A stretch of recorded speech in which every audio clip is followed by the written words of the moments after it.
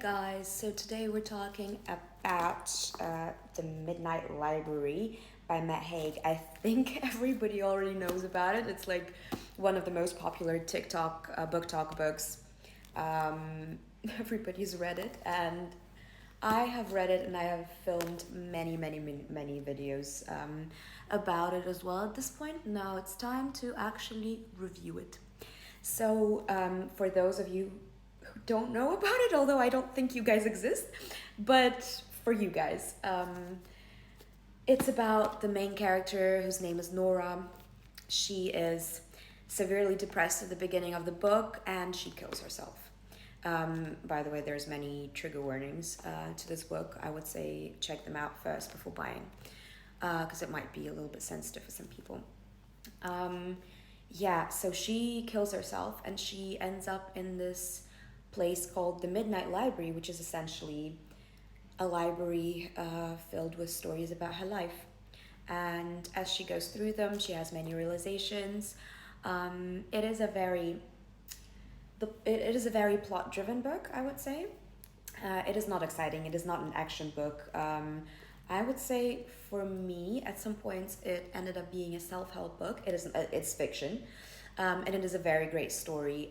I personally liked it, although this is just an opinion, like I said.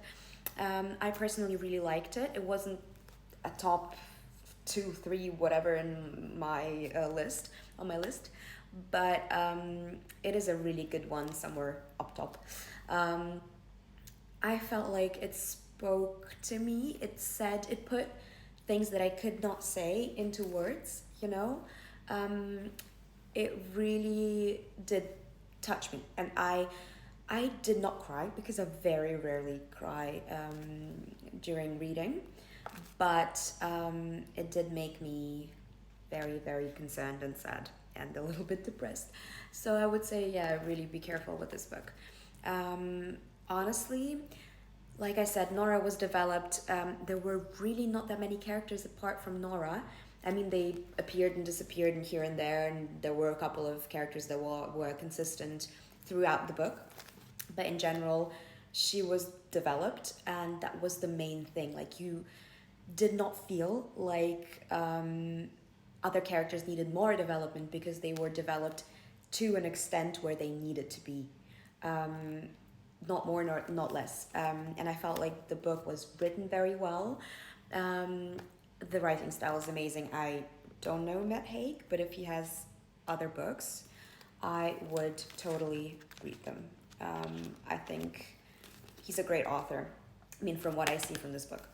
And yeah, like I said, the plot was it was amazing. I mean, it's not really, it is now my cup of tea since I read Before the Coffee Gets Cold. Honestly, all of these dystopian slash fantasy-ish books are kind of like my new thing.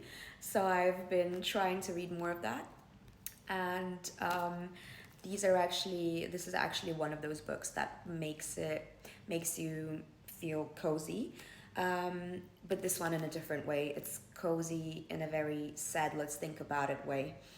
You start contemplating your life, honestly, with Nora does, and you do as well. You sit there and you're like, well, what could my life have been if it weren't for that decision or this decision, or even like the slightest decision? What if I turned right instead of left? What if I took the 10-minute train ride instead of a 5-minute detour, whatever?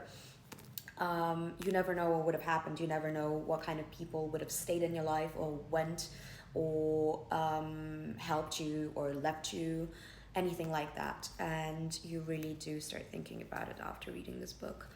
Like I said, check the trigger warnings, check the summary.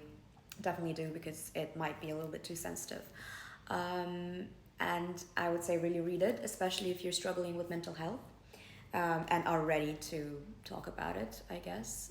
Maybe not openly, but at least with yourself. Definitely read it. It's a good start.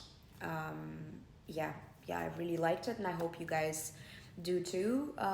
I really suggest reading it, and let me know if you've read it, what you thought in the comments, and then also if you would want to read it, also leave a comment.